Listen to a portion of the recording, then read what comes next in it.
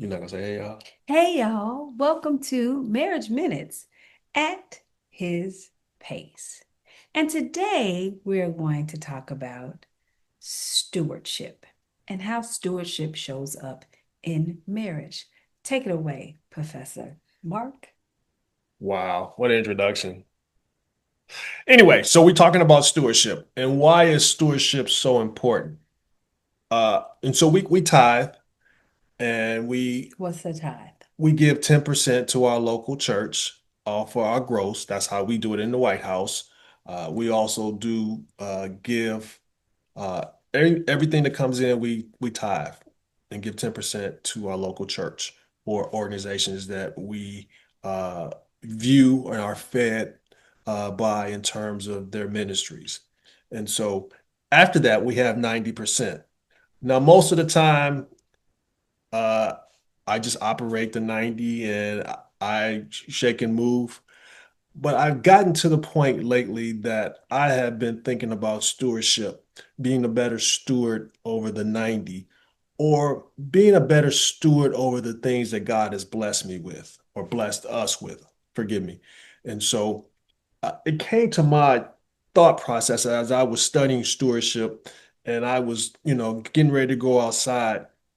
I never really asked God his input on things that come easy to me or natural. And so I just go and do without asking the owner if that's what he wants me to do. And so it kind of dawned on me that it's kind of selfish to a certain degree. And I think it kind of leads to that I don't really need God. And I need God all the time. And so I'm trying to be a better steward uh, over everything, finding him in everything I do. Uh, when I go outside to work in the yard, okay, God, what do you want us to work on today? Where's the focus should be? Leaning on the Holy Spirit more to navigate me through my day. His word says in Psalms 36, no, 32:8, he will guide me along the best pathway for my life. He will lead me, guide me, and watch over me. And so why don't I walk by the Spirit more often in my daily endeavors? Okay, God, we at the gym. What do you want us to work on? If this is the temple of the Holy Spirit, then why don't I lean on Him to help me make His house better?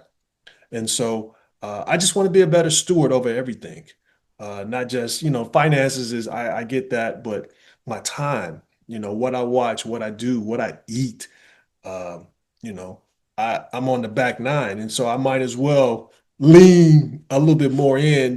The front nine was decent, pretty good, but I just want to be a lot more efficient in my daily walk. How many holes are in your? I don't know. I like that concept. I think that it's important for us to realize that stewardship, just like Mark said, can enter into every arena of your life. So I think I've mentioned this before in a previous video.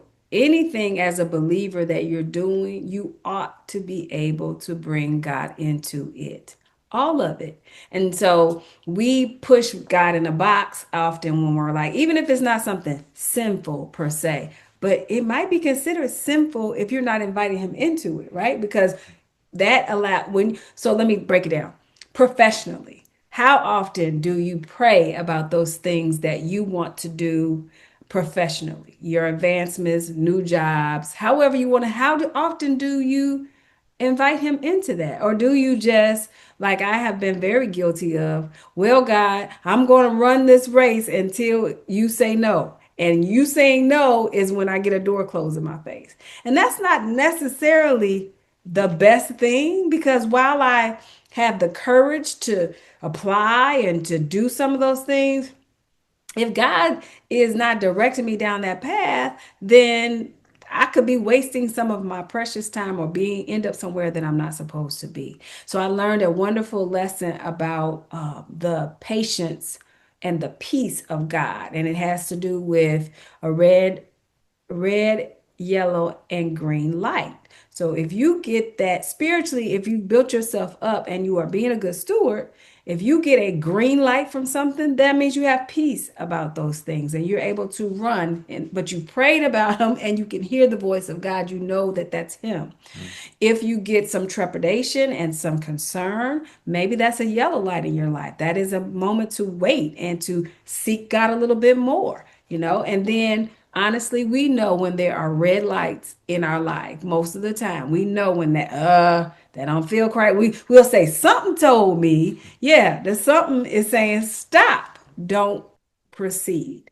And so when you use that red light, green light, yellow light system, to me, that helps you be a better steward in whatever. And I think it doesn't have to be this long, drawn out kind of, oh, we got to pray for 15 hours about stuff. No, you pray before, but then you obey the traffic signs of the Holy Spirit.